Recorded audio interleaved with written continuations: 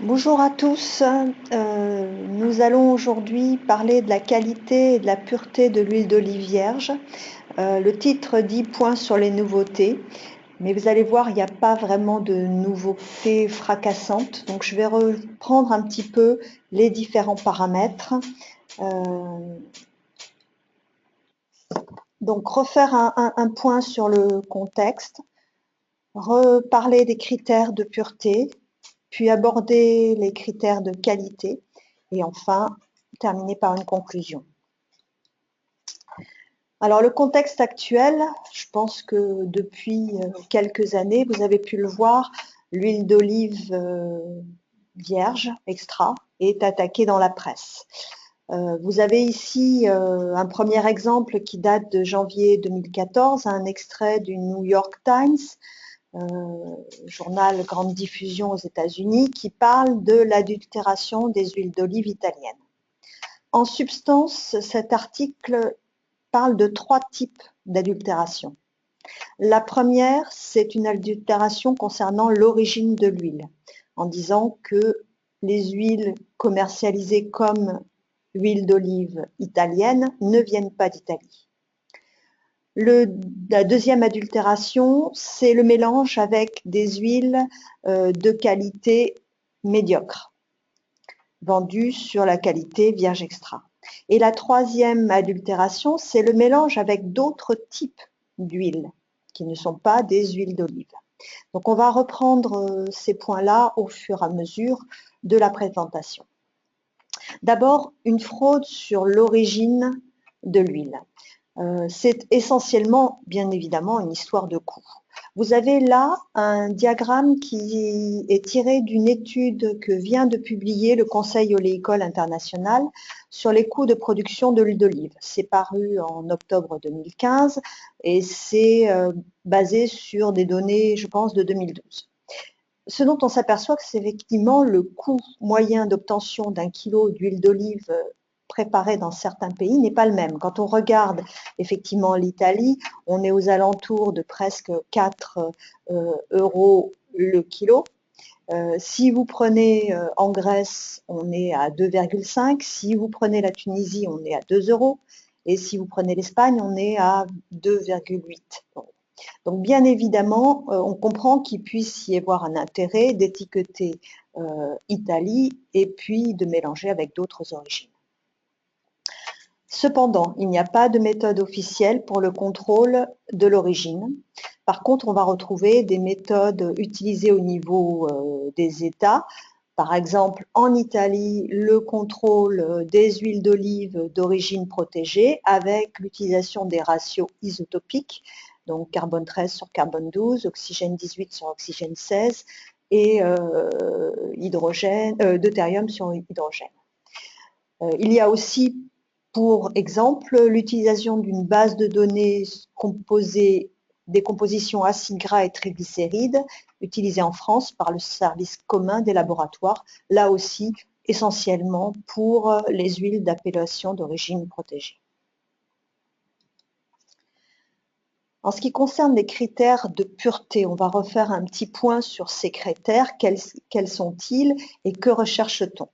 D'abord, si on recherche la détection d'ajout d'huile raffinée, on peut vérifier ça à l'aide de 3 critères qui sont l'absorbance UV à 270 nanomètres, la teneur en stigmastadienne ou la teneur en acide gras trans. Ceci étant, pour des huiles qui sont désodorisées à faible température et pour lesquelles il n'y a pas d'autres étapes de raffinage, ces 3 indicateurs ne détecteront pas cette fraude-là. Je vous rappelle qu'effectivement, les huiles d'olive vierge extra ne doivent pas contenir d'huile raffinée ou d'huile désodorisée. Et actuellement, nous n'avons aucun critère pour détecter ces mélanges avec des huiles qui ont été soft désodorisées.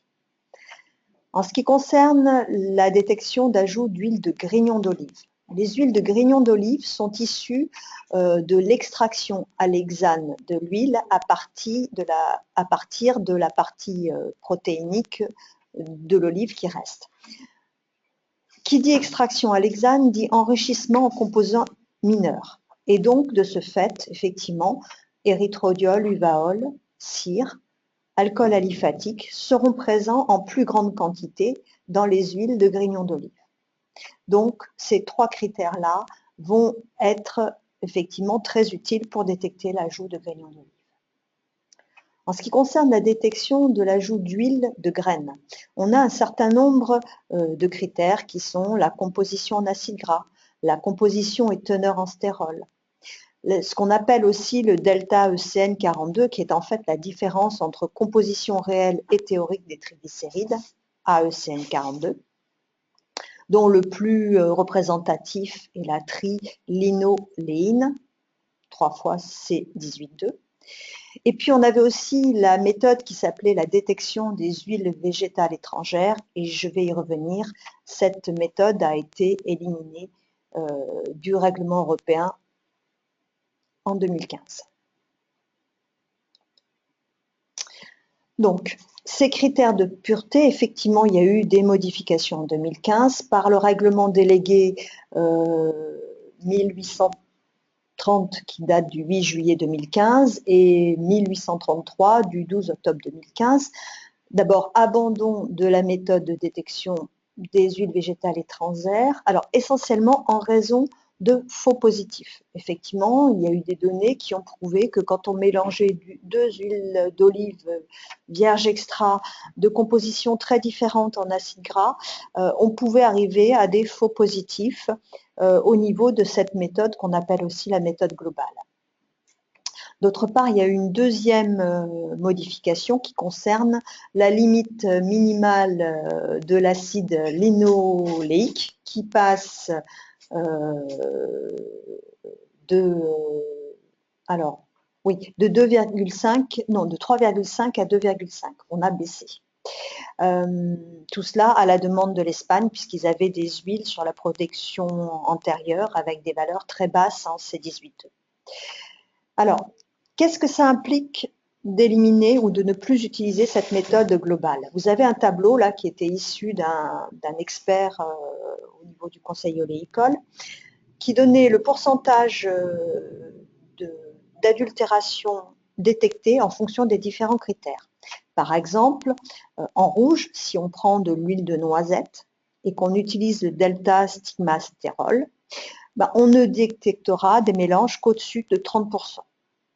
Si on utilise le critère C18.3, acide linolénique, on ne pourra pas détecter l'huile de noisette. Et si on prend le critère delta ECN42, on ne pourra pas détecter l'huile de noisette.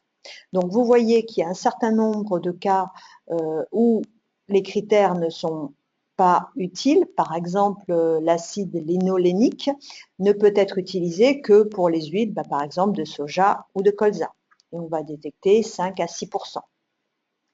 Le bêta-cytostérol apparent est relativement utile pour la plupart des huiles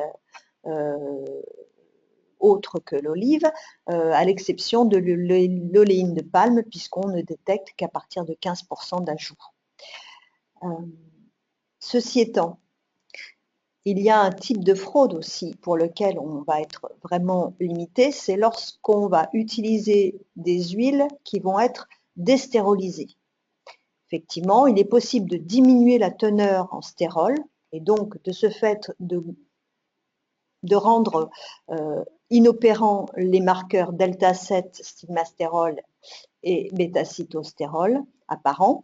C'est effectivement si on arrive à diminuer ces quantités de stérol en utilisant un pourcentage de terre décolorante bien plus important que d'habitude, à ce moment-là, on va pouvoir obtenir des huiles qu'on va appeler déstérolisées et donc qu'on pourra ajouter si elles ont les mêmes compositions en acides gras et triglycérides, comme par exemple l'oléine de palme ou le tournesol oléique, aïolique.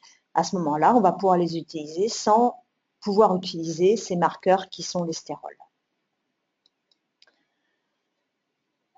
En 2015, passons à la partie qualité, la qualité de l'huile d'olive a été beaucoup contrôlée. Et pour exemple, vous avez ici 4 publications, donc journaux ou études, qui relatent le contrôle de la qualité des huiles d'olive. Que nous disent ces revues ou ces études? D'abord, que choisir, juin 2015, 28 huiles d'olive vierge extra prélevées en France.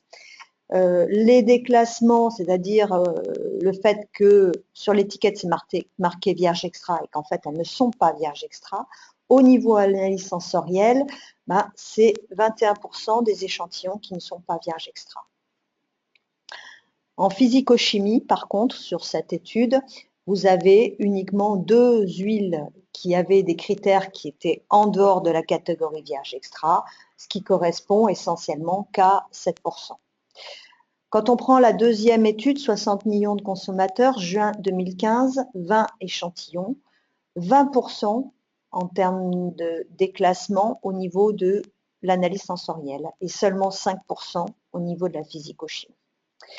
Vous avez un test, un journal italien paru en juin 2015 également, 20 échantillons. Vous avez 45% des échantillons qui sont déclassés en analyse sensorielle et 35 avec les esters éthyliques en physico-chimie. Et enfin, une étude qui a été présentée lors du congrès Eurofad Lipides 2015 qui portait sur 67 échantillons prélevés dans 13 pays européens. Vous avez 60% des échantillons qui ne sont pas en qualité vierge extra du point de vue organoleptique et seulement 4% des échantillons qui sont déclassés en physico-chimie avec le critère essentiellement K270. Mais dans cette étude, il faut préciser que les esters éthyliques n'avaient pas été mesurés. Que disent ces études? C'est qu'en fait, le point sensible en ce qui concerne le non-respect de la qualité vierge extra, de la catégorie vierge extra, c'est l'analyse sensorielle. J'y reviendrai un peu plus tard sur l'analyse sensorielle. Alors d'abord, les critères de qualité, là aussi, que recherche-t-on en fonction des critères? L'acidité oléique, bien évidemment, essentiellement huile issue d'olive abîmée, un phénomène d'hydrolyse.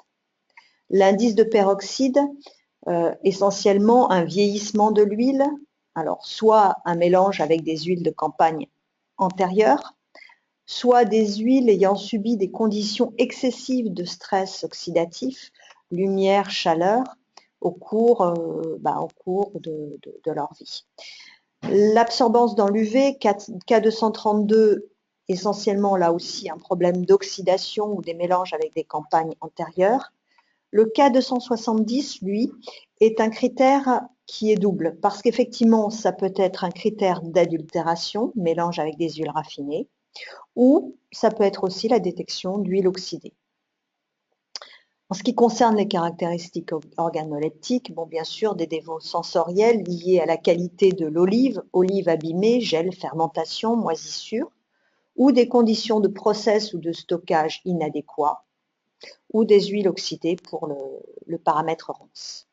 Enfin, les esters éthyliques, c'est essentiellement un marqueur qui détecte les huiles issues d'olives fermentées ou d'huile d'olive stockée en fût en présence de particules organiques qui peuvent induire une fermentation ou un processus de fermentation au cours du stockage.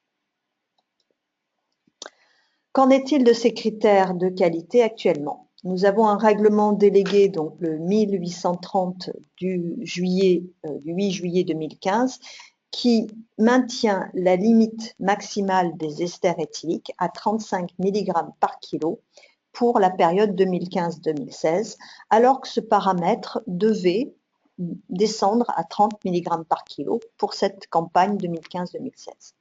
Pourquoi cette modification? Parce qu'il y a eu un certain nombre d'études qui ont été portées à la connaissance du Conseil oléicole international et un groupe d'experts est chargé de statuer sur ces études qui portent sur l'évolution de ce marqueur ester éthylique au cours du stockage des huiles. Et donc, il y a des études grecques, françaises, italiennes et espagnoles que ce groupe d'experts est chargé d'étudier et les conclusions de ce groupe d'experts devraient être rendues pour juin 2016 pour que le Conseil oléicole, puis après le groupe des experts de la Commission européenne statue, à savoir est-ce qu'on continue pour la prochaine campagne à baisser à 30 mg par kilo, donc pour la campagne 2016-2017, ou est-ce qu'on maintient ce 35 mg par kilo pour, en tant que valeur définitive. Alors, les paramètres sont les suivants. L'acidité, vierge extra, il faut qu'elle soit inférieure ou égale à 0,8. L'indice de peroxyde, lui, c'est quelles que soient les catégories vierge extra ou vierge, 20 mg équivalent d'oxygène par kilo. L'UV 232, 2,50 pour vierge extra, 2,60 pour la catégorie vierge. Et l'UV 268 ou 270 nanomètres, ça dépend des solvants que l'on utilise pour la manip, soit 0,22 pour la qualité vierge extra, soit 0,25 pour la qualité vierge. L'évaluation sensorielle, on en parlera tout à l'heure. Il faut savoir que globalement, quand on regarde l'évolution de ces critères au cours du stockage, on a une étude donc, de l'ITERG qui date de 2005, mais là, une étude qui date du centre, qui provient du Centre technique de l'Olivier, donc Christian Piletel, Camille Avalon, qui a été publiée en 2015 dans le Nouvel Olivier et qui a fait l'objet d'une présentation à la réunion Techno-Huile 2015, alors qui montre clairement qu'on peut avoir une évolution au cours du stockage, donc là c'est en bouteille, hein, de l'acidité oléique. Je vais vous montrer quelques données. Une évolution de l'indice de peroxyde très très faible, tout du moins lorsqu'on est en stockage en bouteille en conditions ambiantes. Une évolution de l'absorbance dans l'UV et une évolution selon la qualité des huiles, des esters éthyliques. C'est l'objet des données suivantes, donc qui viennent de cette étude du Centre technique de l'Olivier, qui a différencié trois groupes. Des huiles qui sont à fruités mûrs, que nous, en termes organoleptiques par rapport à la réglementation européenne, on appellerait des faux chaumés. Donc c'est le trait que vous avez le plus important en bleu sur l'acidité. Et les fruités verts et les fruités mûrs, ce sont les deux traits verts et jaunes que vous avez qui sont plutôt vers les faibles valeurs d'acidité. Donc on voit bien que cette acidité, en 18 mois, elle prend à peu près plus 30, plus 40%. Ceci étant, fruités mûrs et fruités verts, vous avez des valeurs qui sont relativement faibles puisqu'on est toujours aux alentours, qu'on ne va pas dépasser la valeur de 0,35. Alors en valeur moyenne, ce sont les valeurs moyennes, on ne vous donne pas là les valeurs extrêmes. En ce qui concerne le K270 et le K232, on voit bien qu'au cours du temps, on a une augmentation aussi de ces deux paramètres, alors que l'indice de peroxyde, qui lui devrait quand même montrer l'état d'oxydation des huiles, lors de ce stockage en bouteille à température ambiante, en conditions ambiantes, vous voyez une très faible augmentation de la valeur moyenne. Alors là aussi, on est bien d'accord qu'on parle de moyenne, il peut y avoir des huiles qui sont bien au-dessus de cette augmentation. En ce qui concerne les esters éthyliques, c'est le diagramme que vous avez donc plutôt à main gauche, vous voyez que selon le type de fruité, l'augmentation moyenne n'est pas la même.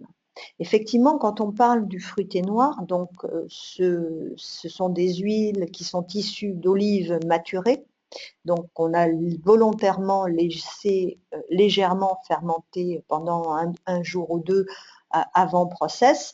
Vous voyez que cette augmentation des esters éthyliques est importante entre T0 et T18 mois. En ce qui concerne le fruité vert et le fruité mûr, vous voyez que les valeurs moyennes sont très faibles et que même au bout de 18 mois de stockage, la valeur moyenne est inférieure à 10 mg par kilo. Dernier point, l'évaluation organoleptique de l'huile d'olive vierge. Je vous rappelle que nous avons trois catégories pour l'Union européenne, vierge extra, vierge et lampante, alors qu'il y a encore 4 catégories au niveau du Conseil oléicole. Donc les huiles commercialisées hors de l'Union européenne peuvent être commercialisées dans 3 catégories, alors que dans l'Union européenne, nous n'avons que 2 catégories qui sont commercialisées en l'état, vierge extra et vierge. Et je vous rappelle qu'on a un critère qui permet de vérifier que l'homogénéité du jury est satisfaisante. C'est un coefficient de variation inférieur à 20% pour la médiane du fruité et pour la médiane des défauts quand il y a un défaut détecté. Alors, mon propos est de regarder ce qui se passe quand on a des huiles qu'on appelle borderline. Qu'est-ce que ça veut dire en termes d'analyse sensorielle? C'est-à-dire que ce sont des huiles pour lesquelles le jury peut être partagé. Et là, en l'occurrence, vous avez un exemple d'échantillons qui ont été confiés aux jurys internationaux lors de l'intercomparaison du Conseil oléicole en 2014. Vous avez un premier échantillon qu'on appelle M1, pour lequel, c'est très net, vous avez 95% des jurys qui la classent en vierge extra.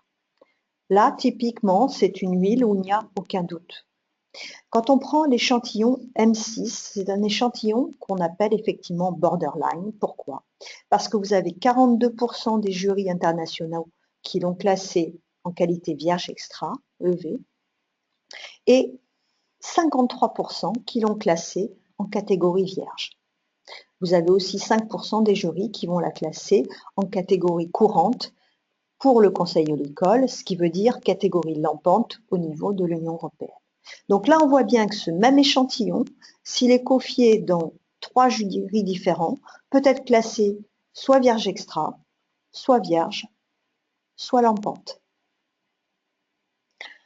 Quand on prend l'échantillon M3, c'est un échantillon, lui, qui est intermédiaire. Vous avez 75% des jurys qui la classent en qualité vierge et vous avez quand même 13% qui la classent en catégorie courante au niveau du Conseil oléicole et 3% en qualité lampante Conseil oléicole. Ce qui veut dire que cet échantillon-là, il est à 75% vierge extra au niveau européen et à 16% lampante au niveau européen. Ça veut dire que là aussi, vous pouvez avoir une différence selon les jurys. L'échantillon M5, vous avez 13% des jurys qui le classent en qualité vierge et le reste, donc plus de 83%, qui les classent en catégorie lampante au niveau de l'Union européenne. Donc nous avons une dispersion des jurys quand les huiles sont limites. Limite entre catégorie vierge extra et vierge, ou limite entre catégorie vierge et lampante au niveau de l'Union européenne. Un groupe de travail a été créé au niveau du Conseil oléicole en 2014 pour travailler sur la caractérisation des défauts. L'objectif, c'est quoi? C'est essentiellement d'essayer de mettre en place des étalons chimiques pour entraîner les jurys. Et le deuxième point, c'est éventuellement de trouver une méthode physico-chimique qui permettrait de conforter les résultats obtenus par les jurys. La première étape a été dédiée à une revue bibliographique qui s'est achevée donc en 2015 et vous avez un exemple de tableau que l'on retrouve, donc point bibliographique sur corrélation entre déforance et puis des marqueurs de type composés volatiles qui ont été détectés ou mis en avant dans certaines revues. Donc vous avez une publication Dr Solinas en 1987, Dr Aparicio en 2000, Dr Brul en 2005 et Dr Di Giacinto en 2010. En rouge, vous avez les composés chimiques que l'on peut retrouver dans certaines de ces études et qui sont communs aux études. Donc essentiellement des marqueurs de type composé volatile, aldéhydique, saturé ou insaturé. À partir de ces données-là, il s'agirait après d'essayer de faire des mélanges pour essayer d'entraîner les jurys avec ces échantillons. Nous avons un workshop qui a été organisé par la Commission européenne sur l'analyse sensorielle le 2 octobre 2015, qui réunissait 46 personnes, chefs de panel, experts analyse sensorielle, producteurs d'huile d'olive, embouteilleurs, grossistes et représentants d'associations professionnelles. Les 4 points critiques qui ont émergé de la discussion sont les suivants. L'intérêt d'échantillons certifiés. Effectivement, ces échantillons seraient intéressants, donc on rejoint un peu la diapositive précédente, des échantillons qui permettraient au jury de s'entraîner. Le problème de l'entraînement des membres du jury. Effectivement, en l'absence d'échantillons certifiés, on dénote un problème à ce niveau-là, puisqu'effectivement, le point suivant montre que d'un jury à l'autre, on n'a pas forcément le même résultat. Donc, point critique, harmonisation et accréditation des panels. L'entraînement, c'était surtout avec des huiles de typicité différentes. Effectivement, je pense que les typicités Espagne, les typicités Tunisie, ces huiles n'ont pas du tout le même profil organoleptique. Et détecter des défauts dans ces typicités-là n'est pas forcément le même travail que quand on prend une huile de typicité française. Enfin, le dernier point, l'aspect statistique de l'analyse, effectivement, sur les catégories vierges et catégories lampantes, vous pouvez avoir un calcul d'incertitude, hein, ce qui n'est pas le cas actuellement de la qualité vierge extra, puisque normalement la médiane des défauts sur la qualité vierge extra est de 0, donc on ne peut pas calculer d'écart type, donc on ne peut pas calculer d'incertitude.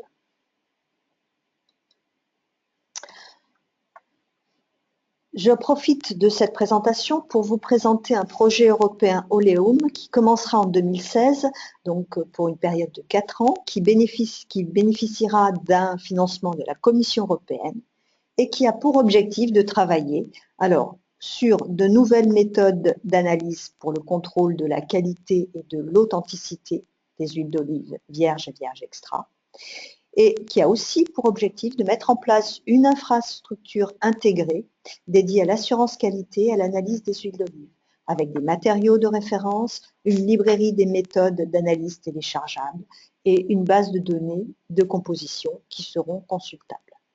Et enfin, la création d'une communauté mondiale de laboratoires d'analyse impliqués dans les huiles d'olive. L'implication de l'ITERG dans ce projet, d'abord sur la mise à jour des analyses réglementaires, déterminer les points faibles de la réglementation et les axes prioritaires à travailler. Le work package sur la qualité des huiles d'olive avec la recherche des marqueurs de corrélation entre analyse sensorielle et physico-chimie. Donc, nous allons travailler sur l'analyse des composés volatiles d'oxydation par SPME GCMAS et analyse sensorielle, l'évaluation d'échantillons de référence pour entraîner les jurys. Et sur le work package numéro 4 sur l'authenticité des huiles d'olive qui porte sur la recherche de marqueurs ou de modèles prédictifs sur l'authenticité des huiles d'olive, notamment en ce qui concerne l'ajout d'huiles désodorisées, l'ajout d'huiles d'autres origines ou la recherche d'origine géographique.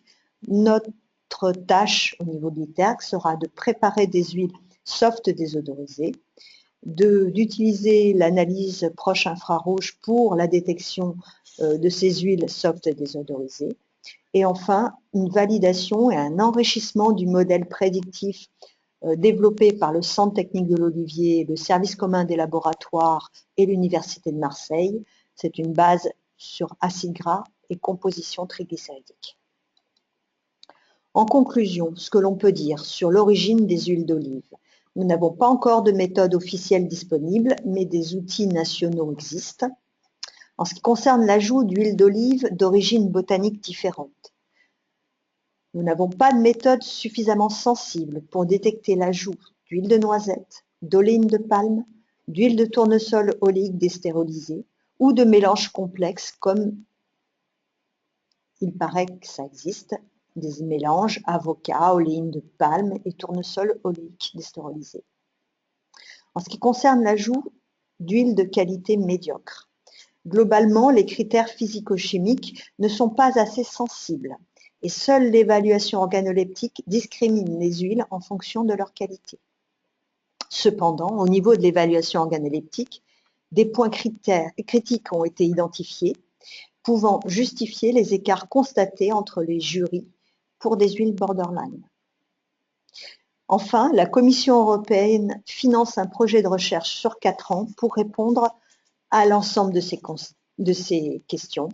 Et donc, moi, mon commentaire, c'est à suivre. Je vous remercie de votre participation. Je vais maintenant répondre aux questions qui ont été éventuellement proposées par les participants.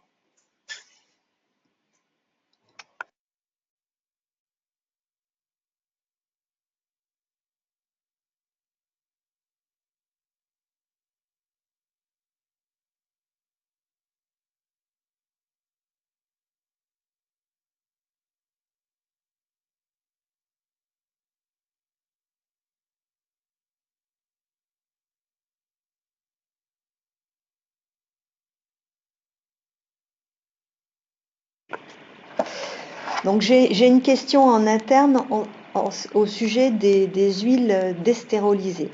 La question est la suivante. Quand on augmente la quantité de terre décolorante, effectivement, on va diminuer la quantité en stérol. Par contre, la question c'était est-ce qu'on n'augmente pas la quantité de stigmastadienne? Jusqu'à présent, les données que nous avons, que nos collègues espagnols ont, c'est qu'effectivement, on ne voit pas une augmentation très importante de la teneur en stigmastadienne à ce niveau-là. La quantité de stigmastadienne formée est beaucoup plus importante au niveau de la désodorisation.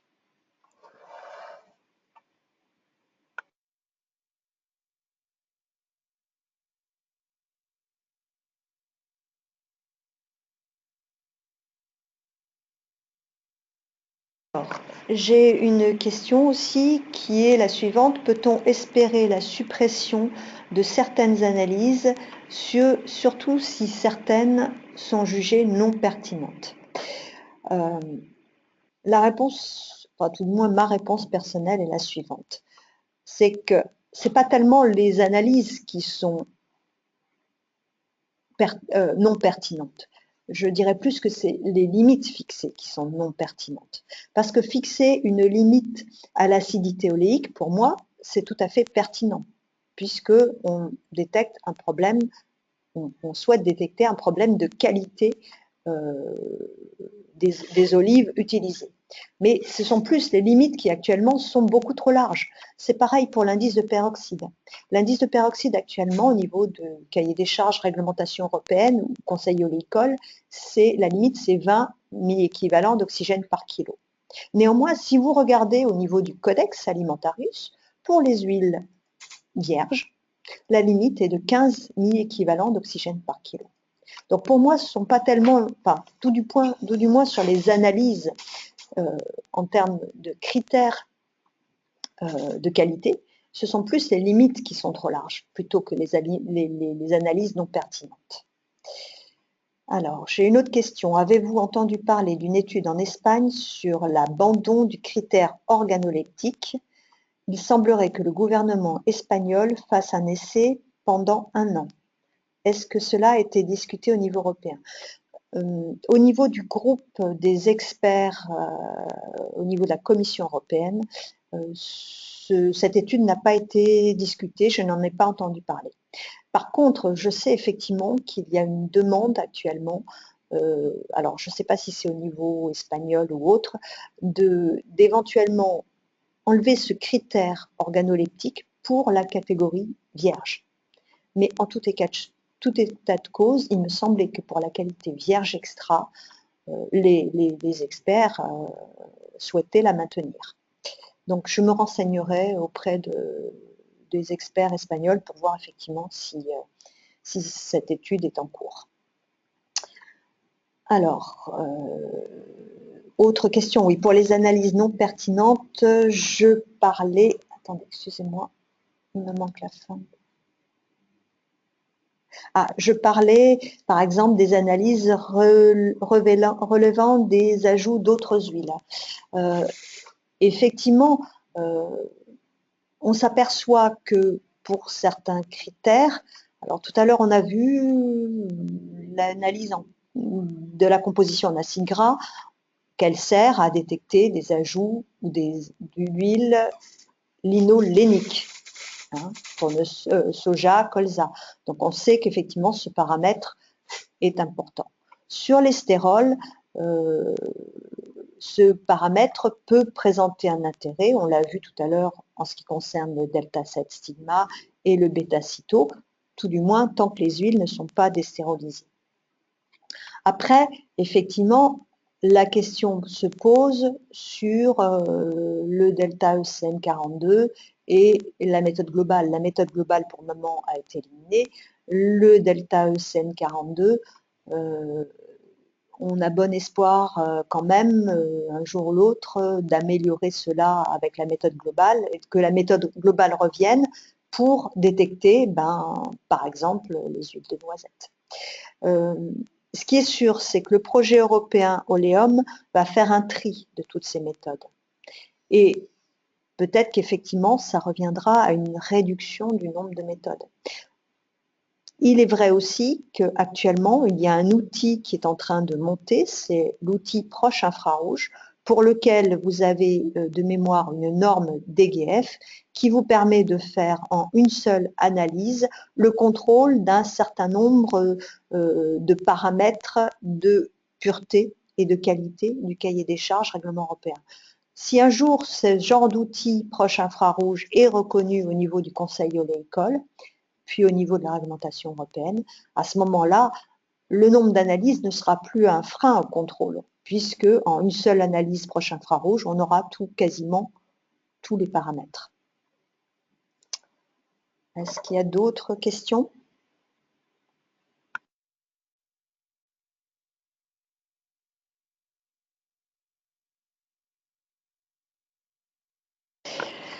Bon, il n'y a plus d'autres questions, donc je vous remercie de votre participation. Cette présentation sera transmise sur demande. Donc, si vous le souhaitez, rapprochez-vous de notre service documentation communication. Je vous souhaite une bonne fin de journée et une bonne fête pour tous ceux que je n'aurai pas au téléphone d'ici là. Au revoir.